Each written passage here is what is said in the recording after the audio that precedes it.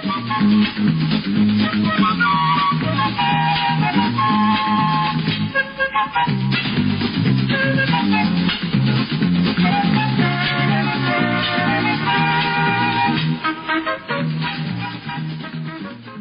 welcome back to the lounge. Here we are, back in the lounge.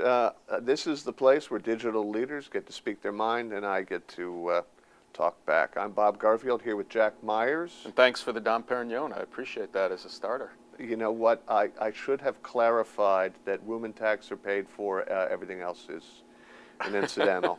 Jack is a media economist and editor of the Jack Myers Media Business Report. I'm so delighted to be lounging with you, man. It's great to be here with you, Bob. You're a legend. Duh. So I want to talk to you about buying media in a digital world. It used to be pretty simple, right? You had more or less two options. You could buy directly from a publisher, or you could buy from an ad network, which I guess was the first in what began an increasing number of middlemen. Mm-hmm. Tell me now, just very briefly, for the untutored, what are my options as a brand wanting to buy online media? Bob, that's a complicated question, although it's becoming clear that there aren't the normal separations between buyer and seller that we've always had in media. We've got the agencies developing demand-side platforms. We've got the exchanges in the middle. We've got hundreds of vertical ad sales networks. So the number of options are just extraordinary. Essentially what we've got is a chaotic marketplace. And I think the transition that's happening now is we're going from a period of chaos to more a period of stability, where the industry is beginning to figure out all these options, make choices, and we're going to see a narrowing of the options. Okay, so you've raised so many things. Let me just hit a few as quickly as we can. Chaos. Now, I love your choice of terms. I mean, I read one of the most fascinating books I've ever seen on the subject of chaos in the media and marketing space, blue and white cover, Sealstra Publishing, available on Amazon. Order now. Christmas is just around the corner. But you believe that the period of chaos is actually definable, that historically Yes.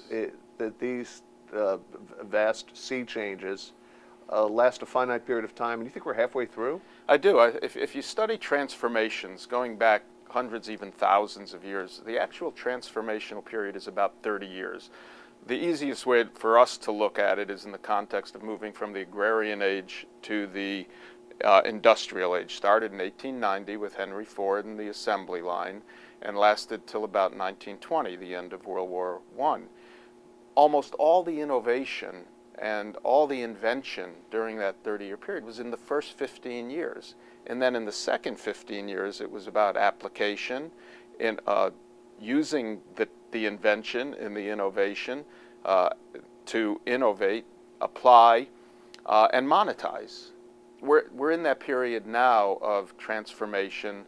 30-year period began in 1993 with Mosaic, the first internet browser. So we're 17 years into this 30-year period of transformation.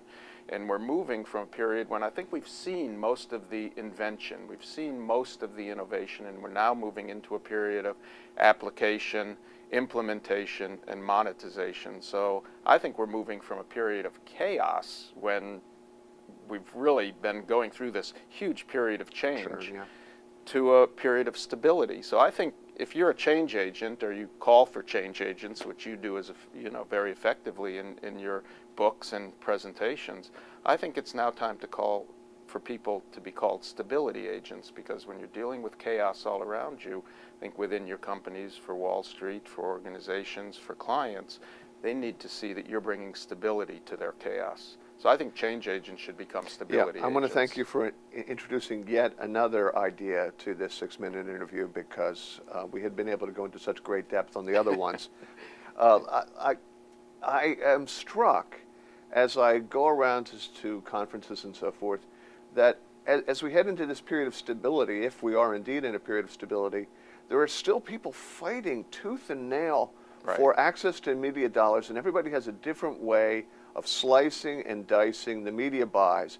And so much brain power, so much venture capital, so much code writing is going towards arguably better, more efficient ways to buy media. Mm-hmm. At a time, it seems to me, when the media buying is going to be less and less and less important as social takes over. That's a great point. point. So, aren't we spinning a lot of wheels and a lot of dollars? We are, and and a lot of IQ? I think we're in the process of going through a little bit of reversal. The last 15 years, thanks to VCs and equity investment groups, we've seen a huge amount of technology, and that technology has been fundamentally focused on aggregating content for advertisers. I think we're flipping that in the next 15 years, and we're going to see focused content, branded content, aggregating technology. Technology is so cheap out there. You can find technology for mobile, for commerce, for social, for video, for gaming, for virtual currencies and goods.